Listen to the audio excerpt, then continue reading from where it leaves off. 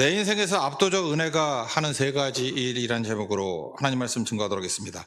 우리가 은혜를 받는다 이렇게 얘기를 하는데, 은혜는 상식을 뛰어넘는 것입니다. 상식 너머의 삶이 있다는 것을 우리가 인정해야 됩니다. 이 은혜라는 것은 상식을 뛰어넘는다 그러니까 뭐 비상식, 몰상식 그런 게 아니고 초상식입니다. 다시 말해서 인간보다 크신 하나님을 체험하는 것, 그게 은혜를 받았다, 그런 뜻이라는 것입니다. 야곱의 삶을 지배하는 것이 은혜입니다. 하나님이 인간의 힘을 뛰어넘는 힘으로 작동하십니다. 우리의 삶도 은혜가 지배합니다. 그래서 오늘도 예배는 은혜 받는 시간이고, 압도적인 은혜가 무슨 일을 하는지 점검하는 시간이 돼야 된다고 생각을 합니다. 간단히 요약하면은, 압도적인 은혜가 우리 삶 가운데 임하게 되면은 하나님 말씀이 기억나게 만들고, 기억이라는 법칙이 있고, 두 번째는 우리 삶 가운데 최선을 다하는 성실성, 이런 것들이 나타나게 되어 있습니다. 그리고 마지막으로는 말도 안 되는 조건인데도 불구하고, 불리한 조건임에도 불구하고 이김을 주십니다. 승리를 주신다는 거예요. 그래서 세 가지입니다. 기억하게 하시고, 최선을 다하게 하시고, 승리하도록 만드시는 것. 이게 은혜가 하는 일입니다. 차례로 살펴보겠습니다. 야곱의 삶을 통해서 보십시다. 은혜는 하나님의 약속을 기억하게 만든다는 것입니다. 약속을 기억한다, 말씀을 기억한다. 여기 25절 보니까 라헬이 요셉을 낳았을 때에 갑자기 야곱이 무슨 생각이 들었냐 하면은, 고향으로 돌아가야 되겠다, 하나님의 약속이 생각났다는 것입니다. 여러분, 그런 거 있지 않습니까? 요셉의 존재는 약속을 떠올리게 만드는 존재라는 거예요. 종종 어떤 가정에 이렇게 전환점이 오게 될 때가 있습니다. 많은 순간에 아기를 낳을 때요. 아기를 낳기 이전에는 개판이었는데, 아기를 낳고 난 다음에 온전한 판으로 바뀌는 집안이 많아요. 그때 그 아기가 전환점을 주는 거예요. 마찬가지로 이거 말고도 여러 가지가 있겠죠. 질병 가운데 놓였다가 이전과 이후가 달라지고, 어떤 사람은 결혼일 때도 있어요. 결혼 이전과 이후가 달라지고, 이렇게 사람에게 전환점이 있다라는 거예요. 그런데 이 가정에는 라헬이 요셉을 낳을 때 잊어버렸던 약속이 팍 기억이 나게 되더라는 거예요. 이게 은혜입니다. 오늘도 이 시간이 여러분들 약속이 기억나는 시간이 되기를 원합니다. 그럼 인생이 변화가 된다는 거예요. 야곱이 제일 사랑하는 여인이 라헬이었다는 건 다 아는 얘기입니다. 그러나 그 사랑은 결실하지 못하는 사랑이었습니다. 그러니까 충족되지 못한 사랑이에요. 사랑은 엄청 하는데 한마디로 해서 은혜가 임하지 않아요. 그러니까 라헬과의 사랑에서 되는 일이 별로 없어요. 그래서 잠깐만 비참해지고, 그리고 점점 메마르고 부족해집니다. 여러분도 그런 거 있죠? 내가 굉장히 원하는 게 있는데, 내가 하고 싶은 게 있는데 은혜가 없으면요, 잠깐만 메말라지고 부족해지고 충돌이 일어나고 나 자신이 죽어가고 있어요.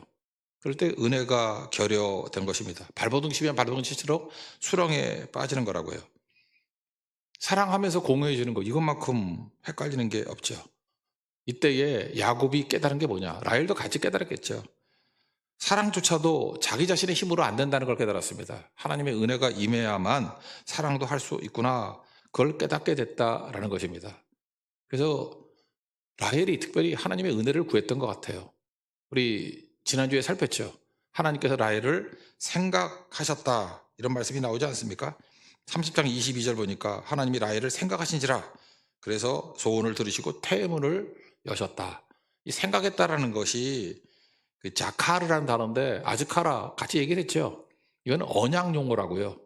하나님께서 언약을 기억하는 백성에게 주시는 은혜, 그럴 때 이 말을 쓴다고요. 그러니까 하나님이 라헬을 생각했다, 그 얘기는 뭐가 전제로 깔려 있어요? 라헬이 하나님 앞에 은혜를 구하는 자가 되었다. 그러니까 라헬은 이제까지 어떻게 살았습니까? 라헬과 야곱 둘 다 마찬가지죠. 자기 힘으로 뻘짓해가지고 뭘 하려고 그랬고, 그 다음에 비라라는 인간적인 방법을 통해서 아이를 가지려고 그랬고, 그러니까 하나님의 은혜를 구하지 않잖아요. 인간적인 방법을 구하잖아요. 해도 안 되죠. 그래서 하나님의 은혜를 구했더니 하나님께서 그에게 자카르, 그를 생각하시고 기억하셨다.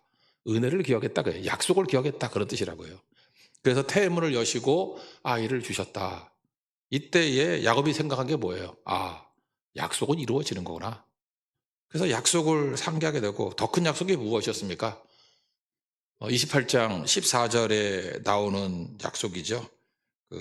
하나님께서 내가 너와 함께 있어서 너를 고향 땅으로 돌아가게 만들 것이다, 그런 약속. 그 약속이 기억나서 이제는 삼촌 집에 더 머무르면 안 되고 돌아가야 됩니다. 내가 머물 곳은 여기가 아닙니다, 라고 하는 것을 깨닫게 된다는 것입니다. 그래서 여러분들 인생에서 제일 중요한 게 뭐냐면 하나님 약속에 대한 기억입니다. 이거 신약에 오면 성령께서 하시는 역할도 이런 역할이죠. 요한복음 14장 26절 보혜사 성령이 너에게 오실 것인데 그가 오셔서 하는 일이 뭐냐? 너에게 말한 모든 것을 생각나게 하시리라. 그 자카하르거든요. 언약을 기억, 말씀을 기억, 약속을 기억하게 만드신다는 것입니다. 그래서 교회가 능력이 있어질 때는 언제냐? 은혜가 임할 때인데 약속을 기억합니다. 그래서 전부 다 변화가 된다라는 것입니다. 말씀이 우리 심령 가운데 이렇게 불이 붙기 시작하면 그때부터 인생이 다 뒤바뀌게 된다는 거예요. 여러분들이 이 땅 살다 보면 말씀 하나도 기억 안 납니다. 뭘 살았는지도 모르고 맨날 그러고 살아가요. 근데 어느 순간 하나님 말씀이 잘 박힌 목과 같이 가슴에 팍 꽂히면서 기억이 나요. 그때부터 인생의 방향이 바뀌게 되고 그다음부터 별로 어렵지 않은 인생, 능력 있는 인생으로 변화되는 터닝 포인트를 갖게 된다는 것입니다. 오늘도 이 시간에 이 예배가 계기가 돼서 약속이 기억나는 은혜의 자리에 앉는 하나님 백성 되기를 축원합니다. 그래서 두 번째 단계는 뭐냐? 은혜는 우리를 최선을 또 훈련시킨다는 거예요. 우리는 내가 뭐 노력해서 되는 게 아니라 최선도 하나님의 은혜로 되는 거예요. 은혜를 주시니까 최선이 되죠. 오늘 성경 공부 내용이 수문학 광장의 부흥이죠. 성경에 보면 3대 부흥이 나오는데 미스바 대부흥, 사무엘상에 나오는 거. 두 번째가 수문학 광장 부흥. 그 영어에서는 워터게이트. 좀 나이 드신 분들은 알죠? 닉슨 대통령 쫓겨나게 된 일이 워터게이트 사건이잖아요. 그게 워싱턴에 있는 호텔 이름인데 워터게이트에서 도청했잖아요. 워터게이터라는 것이 이 서양 사람들 굉장히 중요한 자리라고 부흥의 자리이기 때문에 수문학, 워터게이트, 수문 그런 호텔이 있어요. 그죠? 거기서 놀라운 일이 벌어졌잖아요. 부흥이 일어나고 또 하나가 오순절 부흥이거든요. 그 중에서 강장 리즈너블하고 우리 인생에 제일 가까운 게 수문학 부흥이라고요. 특징이 네 가지인데 결과는 두 가지예요. 눈물이 펑펑 쏟아졌고 기쁨이 충만했어요. 그래서 하나님의 은혜가 임하면 어떤 일이 보여요? 부흥이 뭔지 아십니까? 눈물이 쏟아지는 거예요. 여러분들 누굴 정죄하고 그런 게 아니라 하나님의 은혜 때문에 눈물을 흘리고 죄 때문에 눈물을 흘리고 눈물이 능력이에요. 눈물이 없으므로 다 말라버리잖아요, 사람들이. 눈물이 축복입니다. 그리고 눈물 다음에 반대적인 것 같이 보이지만 여호와를 기뻐하는 게 너의 힘이라고. 기쁨의 능력이 또 임하게 된다는 거예요. 이 결과인데 방법이 뭐였습니까? 에스라 선지자가 나와가지고 학사 에스라가 나와서 하나님 말씀을 증거하고 그 다음에 7월 달이잖아요. 7월 15일부터 초막절을 지키기 시작했어요. 다시 말해서 공예배의 회복. 우리는 코로나 바이러스 이후에 공예배의 중요성을 다 잃어버렸습니다. 우리가 레위기에서 살폈죠. 번제 어디서 드렸습니까? 회막 앞에서. 회막 앞에서라는 건 뭐냐면은 하나님 앞에서 맞죠? 하나님 앞에서 예배 드리면은 뭐 온라인이든 뭐든 뭐 어디든 하나님 계시니까 문제가 없다 그러죠. 근데 그것만 있는 게 아니에요. 회막 앞에서 예배 드렸다는 건 뭐냐면 사람들이 모여야 되는 거예요. 공적 예배를 말하는 것입니다. 공예배의 중요성. 공예배가 회복돼야 됩니다. 공예배가 회복되지 않으면은 충분하지 않아요. 부족합니다. 충만하지 않아요. 절대 채워지지 않습니다. 하나님의 압도적인 임재 부흥 없습니다. 그래서 마지막 때 모이기를 패하는 자 같이 하지 말라 그러잖아요. 공예배의 회복을 말하고 있는 거죠. 지금도 그렇습니다. 뭐 방구석에 처박혀가지고 온라인 예배 드리시는 분들 여러분께 절대 충만 없습니다. 절대로 여러분들에게 만족이 없습니다. 절대로 부흥 없습니다. 왜요? 공적 예배의 회복이 있어야 되거든요.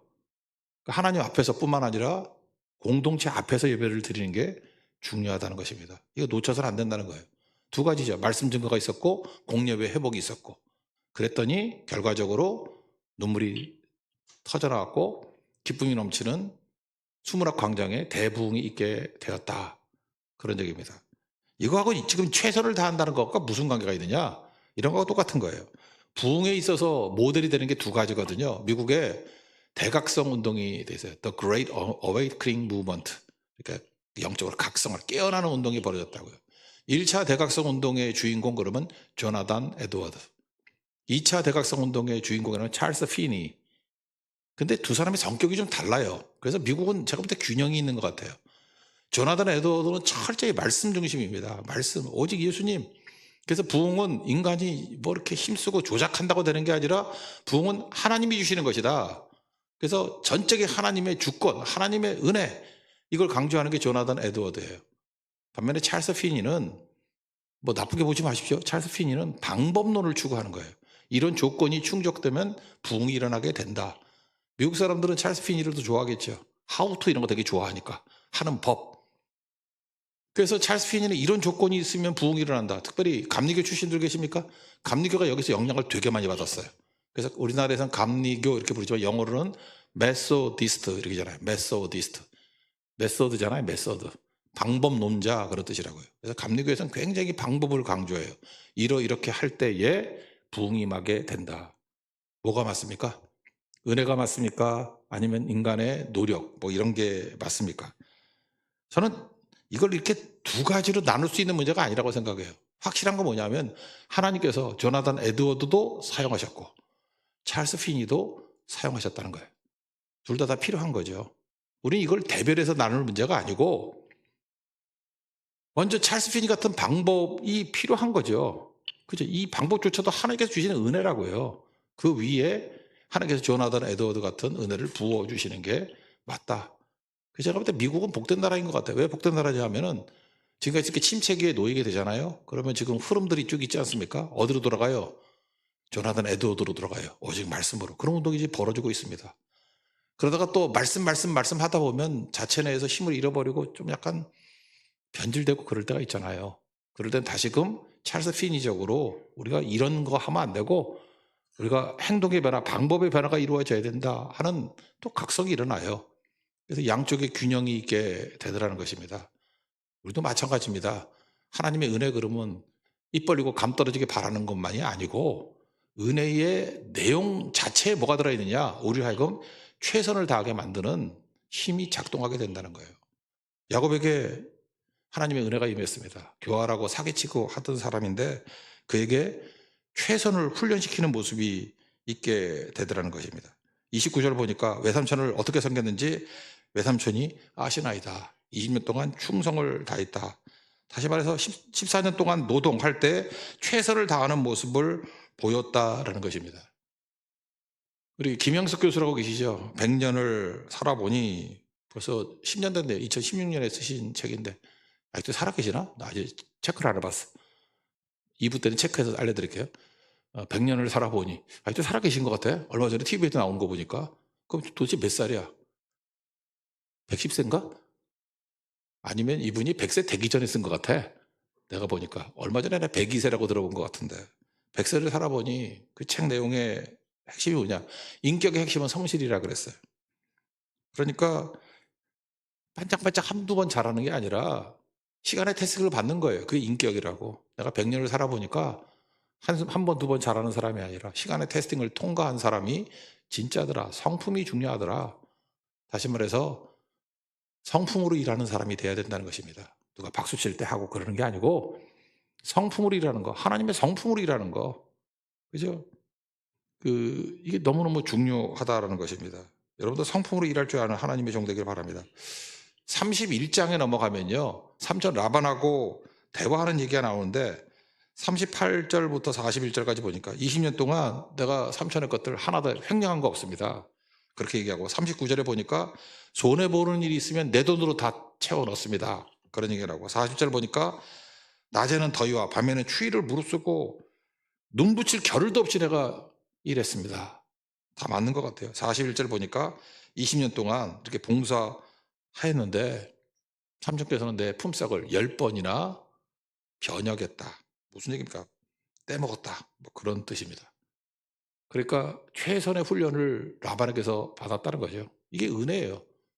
은혜 받은 사람은요, 이런 식으로 파렴치한 고용주라 할지라도 최선을 다하는 힘, 이게 은혜 받은 사람이 하는 거죠. 이런 모습이 있더라는 것입니다. 그래서 여러분들 자기 몫의 성실과 최선을 다하는 모습을 보이십시오. 그러면은 할 말이 없는 거죠. 그랬더니 하나님께서 그에게 축복해 주시더라는 것입니다. 여러분 마태복음 6장 33절이 나라와 의를 구하라. 하나님의 나라가 뭐라 그랬어요? 예수님이 다스리는 거. 의는 뭐예요? 예수님이 옳다. 그런 거죠. 그럴 때 이 모든 것을 너에게 더하시리라. 그러니까 우리가 우리의 일을 하면은 하나님은 하나님의 일을 하신다는 것입니다. 우리가 최선과 성실을 다하면 하나님께서 그에게 축복과 은혜로 부어주시게 된다는 거예요. 저는 야곱이 이렇게 최선을 다했던 이유가 뭐냐? 일단 사랑이었던 거야, 사랑. 라헬을 사랑하는 모습, 또 하나님 사랑하는 모습, 그런 게 있으니까 최선을 다하는 거죠. 그래서 여러분들 뭘 사랑하든지 죽도록 사랑하는 사람들하고 일하면 그 사람 믿을 만한 사람이 되는 것 같아요. 하다못해 연예인이라도 막 죽도록 좋아하는 사람들 예수 믿으면 진짜 잘 믿는 것 같아요. 불교도 잘 믿는 사람 있잖아요. 불교도 뭐 보살 수준으로 믿은 분들이 돌아오면 진짜 잘 믿어요. 우리 교도 어떤 초신자 있는데 보살이었대. 되게 잘 믿어. 그러니까 미지근한 것보다 훨씬 나은 것 같아요. 누구를 사랑하느냐? 사랑한다는 게 뭡니까? 우리가 그렇게 깨지지 않는 게 나잖아요. 자아가 깨지지 않는데 자아가 깨지는 게 사랑입니다. 사랑하면은 나보다 그가 더 존귀해지는 거예요. 사랑하면은 나보다 그가 더 귀한 거라고 나를 벗어나는 거죠. 그러니까 사랑이라는 체험이 그래서 중요하다는 것입니다. 모든 것이 나로부터 시작되는 게 아니라 그로부터 시작되는 거예요. 그게 사랑이에요. 그가 좋아하는 게 뭘까? 그가 뭘 기뻐할까? 그러니까 나로부터 벗어나는 체험하는 거, 이게 사랑이라고요. 하나님께서 자아가 강한 야곱을 깨기 위해서 사랑을 팍 심어놨죠. 그랬더니 변화가 됐잖아요. 바울도 보세요. 자기 자신의 고생하는 거 하나도 신경 안 쓰고 개척한 교회들이 잘 되는 모습을 보고 기뻐하고 기뻐한다 그러잖아요. 나로부터 벗어나는 거죠.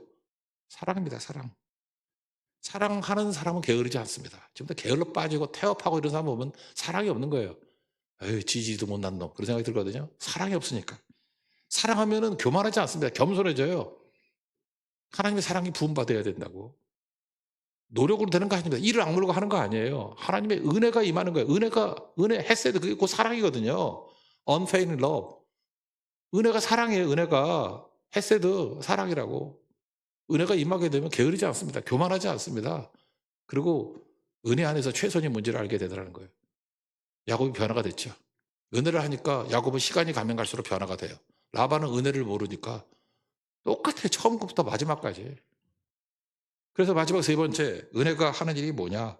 불리한 조건이 되게 많은데 그것을 이길 수 있는 압도적인 힘을 줍니다. 그래서 은혜는 마지막 이깁니다. 그래서 은혜 붙드십시오. 뻘짓하지 말고 은혜가 우리를 승리하는 위너로 만든다라는 것입니다. 여기 보니까 요구 조건이 되게 웃기죠. 여러분, 양은 무슨 색깔이에요? 흰색이죠.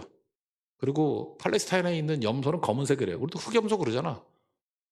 근데 양 중에 양은 예수님이 양을 안고 있는데 약이 뭐 이렇게 얼룩진 양 안고 있는 그림 하나도 못 봤어. 혹시 있으면 저한테 하나 보내주세요. 5만 원 드릴게. AI를 그런 거 말고 진짜 화가가 양을 들고 있는데 얼룩이 저기 있거나 뭐 검은 양이거나 뭐 이러면 없죠. 내가 이제까지 본 양은 다 흰 양이에요. 근데 거기가 아롱지구, 점 있고 검은 거 세 가지 양은 그런 거 있을 리가 없죠. 그러니까 돌연모지가 있긴 있겠지. 1% 미만이겠죠. 거의 없어요, 거의. 염소는 기본적으로 검은색이라 그랬죠. 그러니까 여기서 검은 거만 빠지는 거예요. 이렇게 아롱지거나 점 있거나. 나는 점 있는 염소도 본 적이 없는 것 같아요. 이것도 1% 미만이겠죠. 근데 있긴 있는가 봐요. 그래서 이거 확률적으로 거의 없는 확률이잖아요. 거의 없는 확률. 그러니까 불리한 조건이죠. 그래서 품삯을 어떻게 주냐 그랬더니 염소 중에 아롱지거나 점 있거나 염소 중에 뭐 그다음 양 중엔 검은 거, 염소는 검으니까 뭐 흰 거란 말은 없어요. 하여튼 독특한 거 1%도 안 되는 거 그런 것만 내 걸로 하게 해 주십시오. 이거 미신을 믿어가지고 한 게 아니고 뭐 이렇게 보여주면 그게 나온다 그게 아니고 31장 11절에 보면 야곱이 이런 얘기를 해요. 꿈에 하나님의 사자가 내게 말씀하시기를 야곱아 하기로 내가 대답하기 여기 있나이다 하며 쭉 나와요. 하나님이 이렇게 될 걸 알려주셨다는 얘기가 나온다고.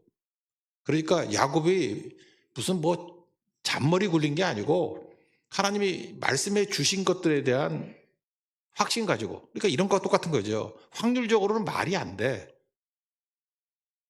상식이란 게 뭐예요? 상식은 말이 되는 것, 말이 되는 방법, 그게 상식이죠. 기적은 뭐예요? 말이 안 돼, 말이 안 되는 방법, 그게 기적이죠. 상식을 넘어서는 일들이 벌어집니다. 하나님 말씀하실 때 상식적으로 말이 안 돼. 근데 하나님이 31장 11절부터 말씀하시거든. 이렇게 할 거라고. 야곱은 지금 뭘 믿었어요? 은혜를 믿은 거죠. 하나님이 하실 거를 믿고 그것을 수용합니다. 전 이것이 참 지혜로운 거라고 생각해요. 라반의 생리를 너무너무 하나님을 잘 알고 있는 것 같아요.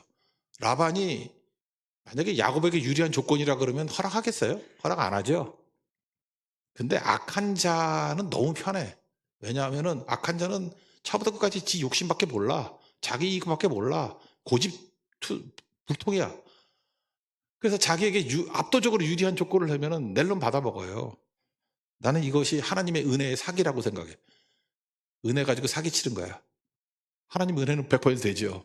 그러니까 이런 멍청한 놈들에게 사기칠 수 있어. 은혜를 가지고 치는 사기. 표현이 이상한가? 사기치는 거지. 나쁜 놈은 그래서 지게 지가 넘어가요. 그랬더니 좋다 그러고, 자기 사위이기도 하면서 조카이기도 하고 그런데 조금 이렇게 자연적으로 좀 이렇게 아롱지고 뭐 점 있고 검은 거 좀 주지. 또 그런 것들이 몇 개 있었는가 봐. 그거를 따로 뽑아가지고 아들들에게 사흘기를 떨어뜨려 놨대요.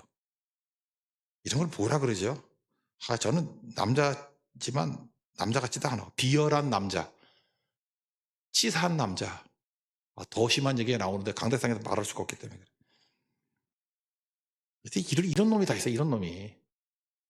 여러분, 누가 이렇게 같이 일을 했으면 자기가 할 수 있는 최선을 다해서 좀 도와줘야 되는 거 아닌가? 그죠? 야, 내가 아무리 봐도 확률적으로 1%도 안 돼. 그러니까 내가 그런 것들 좀 모아가지고 이렇게 줄 테니까 잘 이렇게 키워가지고 아롱지고 점 있고 이런 것들 많이 나오게 이렇게 도와줘도 될까 말까 하잖아요. 근데 그거조차도 주기 싫어가지고 그런 거 띄워가지고 3일기를 아들한테 맡겨줬다고? 이거는 말도 안 되는 거죠. 여러분, 인생을 살다 보면 이렇게 가능성을 원천 봉쇄하는 일들이 벌어지게 된다는 것입니다. 그래서 얘긴데, 하나님의 은혜는 뭔지 아십니까? 인간의 잔꾀를 가지고 원천 봉쇄하는 거, 우리를 방해하는 거, 막는 거, 모든 것을 다 뚫고 이기고 승리를 줍니다. 믿습니까? 이게 은혜. 그래서 우리 은혜 아니면 살아갈 수가 없습니다. 괴로울 때 주님의 은혜 바라보고 얼굴 바라보고 살아가면 능히 승리한다는 거예요. 결론적으로 뭐 내용 과정 뭐 다 아시잖아요. 마지막 43절에 뭐라고 나가요? 그 사람이 매우 번창하여 나귀와 낙타가 많아졌다. 그러니까 은혜는 승리를 주는 거죠. 어떤 악조건 속에서도 다 이기고 승리하게 되더라는 것입니다. 아까도 김영석 교수 얘기를 했는데 그 책 말미에 그런 게 나와요. 이 사람 철학자잖아요. 성실 얘기했죠. 성품으로 일하라고. 근데 성실을 넘어서는 게 또 있더라는 거예요. 그걸 이 사람은 경건이라고 그랬어요. 경건은 뭐냐? 하나님이라는 거예요. 자기는 철학자이기 때문에 인간의 문제를 다뤘대요. 근데 인간의 문제, 철학에서 다 다룰 수 없는 또 다른 부분이 있대요. 영원의 문제. 그걸 그분은 경건이라고 그랬어요. 그걸 예수님이라고 표현합니다. 이분 믿는 분이니까. 상식 너머에 삶이 있다. 경건이다. 하나님이 계신다. 은혜가 있습니다. 우리 은혜 붙들고 살 때 최종적으로 승리하게 될 것입니다. 여러분, 신앙생활 하면서 상식에만 머물러 있으면 참 그거는 정말 라방 같은 인생이에요. 너무 작은 인생이에요. 요한복음 2장에도 보면은 물로 포도주 만든 거, 그게 상식입니까? 하나님의 은혜가 임하니까 그런 일이 벌어지죠. 뭐 일상적으로 벌어지는 건 아니지만 하나님의 은혜 영역에서는 압도적인 은혜는 물이 포도주는 되는 그런 일들이 벌어지게 된다라는 거예요. 여러분들 인생에서 이 말씀 하나를 가슴에 새겼으면 좋겠습니다. 로마서 9장 15절 16절인데 모세에게 이르시기를, 사도 바울이 지금 고백하는 거예요. 내가 긍휼히 여길 자를 긍휼히 여기고 불쌍히 여길 자를 불쌍히 여기리라. 하나님 주권이죠. 그러면서 이런 고백을 해요. 바울의 고백인데 16절. 그런즉 원하는 자로 말미암도 아니요 다름질하는 자로 말미암도 아니요 오직 긍휼히 여기시는 하나님으로 말미암음이라. NIV 같은 데 보니까 It does not depend on man's desire. 사람의 어떤 욕심 이런 거죠. 그러니까 원하는 것 그걸로 되는 것도 아니고 또 effort 인간의 다름질이라 그러는데 그게 노력이라고 했어요. 그러니까 뭐 원함, 노력 이런 걸로 되는 게 아니라 depend on God's mercy. 하나님의 은혜, 하나님의 긍휼로 되는 거다. 여러분 믿습니까? 하나님 은혜 받아야 됩니다. 은혜 받으면은 모든 일 가운데 이기게 돼 있습니다. 상식으로 살지 말고 은혜로 사십시오. 야곱은 상식과 노력으로 살다가 박살난 인생이었는데 고통이란 과정을 통해서 은혜의 세계를 발견합니다. 그래서 은혜로 마침내 승리하는 인생이 되었다는 것입니다. 오늘도 하나님의 은혜가 물밀듯이 밀려와서 여러분에게 하나님 말씀이 기억나는 은혜를 주시고 우리를 하여금 최선을 다하는 성실하게 만드는 은혜를 주시고 최종적으로 어떠한 불리한 조건이라 할지라도 하나님의 압도적인 은혜로 승리케 만드는 은혜를 받는 축복의 종들 되기를 축원합니다.